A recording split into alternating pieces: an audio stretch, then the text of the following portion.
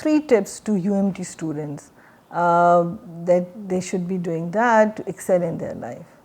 Step out of your comfort zone. These are the years where you have the flexibility to explore new opportunities, new interests. And it's cliched, you know, find the thing that you like most, but it's actually true. If you're doing what you like, you're going to excel in it, right? So stepping out of the comfort zone, exploring new interests, and focusing on soft skills. You think that this would be the combination? This would be the combination, and technical knowledge or whatever, like if you want to become an engineer, you need to have that, right? So that's a given, but in addition, sort of challenging yourself, again, if you're doing well in your courses, take another challenging course.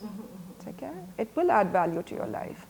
So, but don't sort of forsake the soft skills, and if you have internship experience opportunities, do take them up. So pushing yourself a little, stepping out of the comfort zone. I think that everybody should do it actually, should get out of the comfort zone.